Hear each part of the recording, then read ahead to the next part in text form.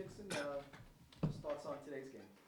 Yeah, I think it's always tough when it ends, and tonight's game was sort of how our whole year has gone. You know, it was just a fight, and ultimately we just tonight didn't have enough plays to make enough plays to get it done. But you know, I've looked at their team. You know, we played them a lot in the last X amount of years, and I think they've got a terrific group of players, you know, so those three guys, Lane and Devontre Thomas and Roland, are great, and then, you know, they filled in with those three transfers who are terrific and really haven't skipped a beat. So I was proud of my teams.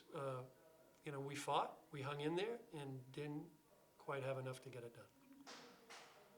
Chris, in that first half, you guys led early. It was kind of a chess match in the middle. They kind of pulled out in the second half. What was missing today where you guys couldn't answer that push in the game with like 6 or 7 minutes left?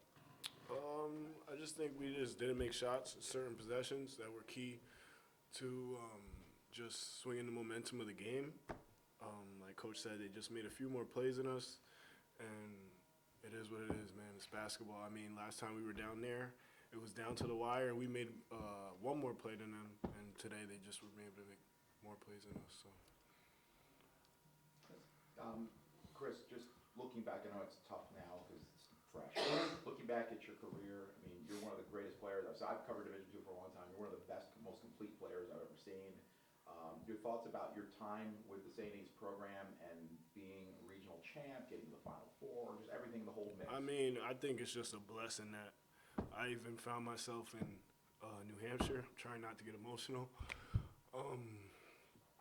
St. Anselm College has been nothing but special to me since I stepped foot on that campus. Coach Dixon, they believed in me when not a lot of people did. So, I mean, it's just a blessing to even step on the court with that St. Anselm uniform on.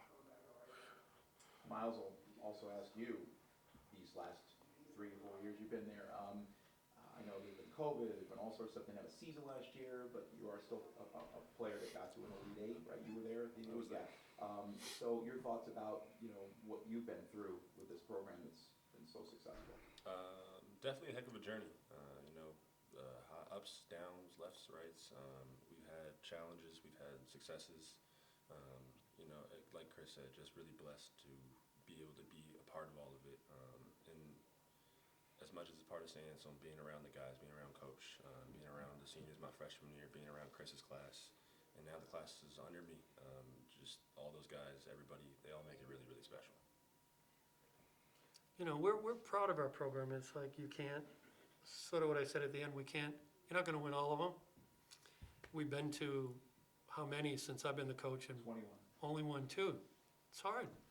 So I think what you do is just your process, you know. It's like you get to the point where you give yourselves a chance, and sometimes you do it and sometimes you don't. We're not hanging our head, and I will say this, you know, I said it to Chris in the locker room, he's one of the all-time great St. Anselm players and has just such a terrific competitive spirit that is almost unmatched in the 35 years that I've been the head coach. I'll miss coaching him and being around him every day. It's really, truly been my pleasure, not his. What you know, ties back. I know with St. A's, you're always getting good talent coming in. What are the things that, with the guys coming back, you can take away from the season? I know this was a real herky. I know when we talked this week, it's a real herky-jerky season. Yeah, it's almost like you can't really evaluate our season through the COVID actually wasn't that bad for us, but injuries and people have no idea the disruptions we've dealt with in the last 2 years. So I think our younger guys, it's almost hard to evaluate them.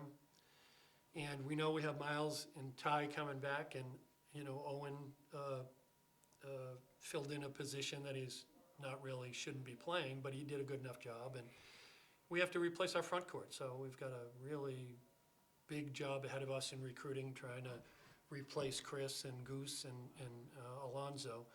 And we'll see if we can do it. It's been a long time since we've been bad, not good, not good.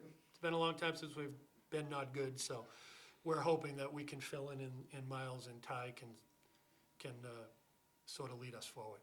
Miles, what responsibility do you put? I know, you know, looking ahead to you and Ty, like what shoulders, so that, as coach said, you're not good, and you can maybe get back in next year? You know, I've been here for 4 years, and I've seen a lot of really, really good players. So I kind of know the work ethic that it takes and the mindset that you have to go into to really lead a team. But I'm excited. I mean, there's a lot of opportunity ahead for me and Ty and a lot of the guys in that locker room. And I think it's just about getting to work and putting your head down and grinding. Thanks, fellas. Thank you. Thanks, guys. Thanks, guys.